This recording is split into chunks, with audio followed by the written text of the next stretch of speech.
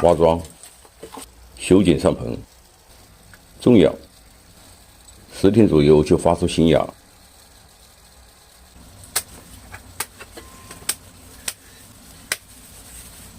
桩材重要，只要根生长好，可在生长季节适当的加大肥水，生长是比较快的。如果你养盆景场地受到限制，可以采用这种高位种养，可以在下部套个盆，这样不会产生积水，也可以防止干盆。尤其是种养提根型的下山桩，采用这种方法是比较理想的。种植前还是把它先剪开，这样方便培育者的调根。能发出裂芽的树种，像榆树、雀梅、杜鹃类，用剪下来的根培育比扦插要快。几年之后就会像这样，体会玩下山桩的感觉。提根的榆树，挖的时候不小心，把根挖断了。不能这样玩了。把它放在盆中来找找感觉。培养这种桩材基本上没有具体的造型目标，对它培育的操作就是吊打定位，续剪过渡，去枝留弯，逐年形成了这种弯曲变化的树干。有玩下山桩的感觉，就是按这种方式培养出来的桩材，可选择造型的形式比较多。如果这样倒过来，这些枝已经基本到位，主干的弯曲变化有度，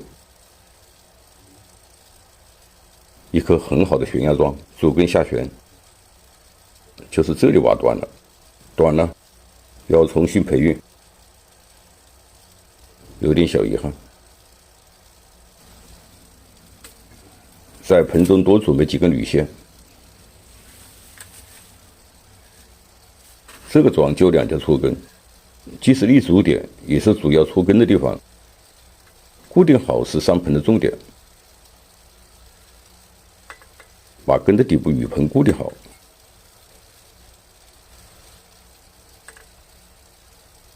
再用前后的铝线调整整个树桩的姿态。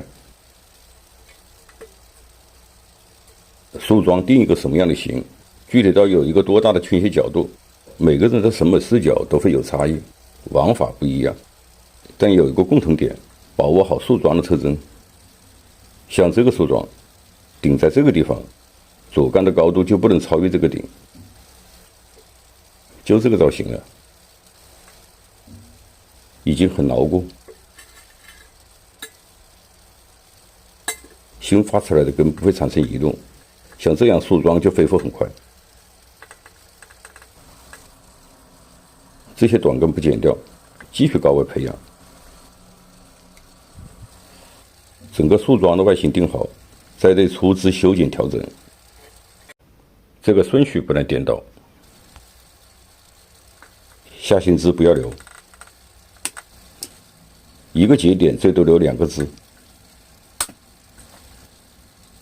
叶类枝必须剪掉。在主干的拐点上不要留枝。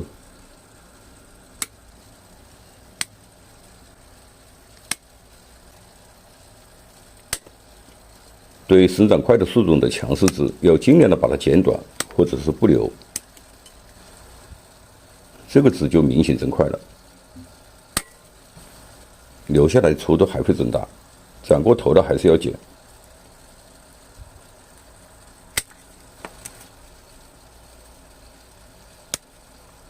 这个粗枝应该朝这边走，要顺主干的方向。粗枝在这个点，左右粗枝相互错开。粗度比例失调的枝一定要把它剪掉。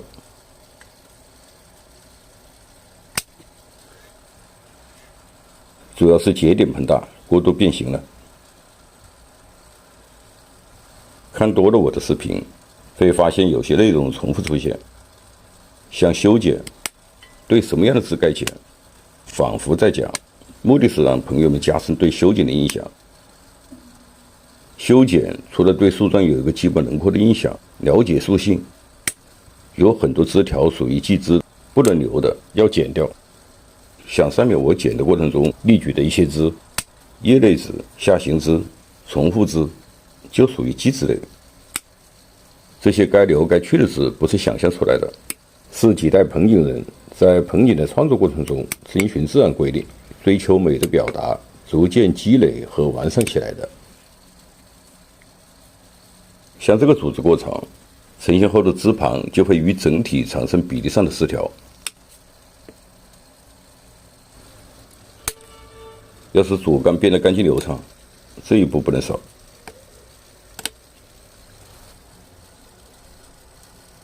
修平整，不同的树种修剪的力度是不一样的。像榆树、三角枫、对节柏纳，枝条修剪之后，后续还会增粗，枝条的粗度超过理想的2/3，就要重剪。干的末端已经失去了过渡。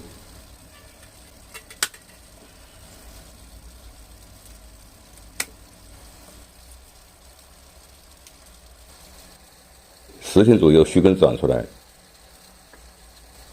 所有的结口都出枝到位。看看这个结口的愈合，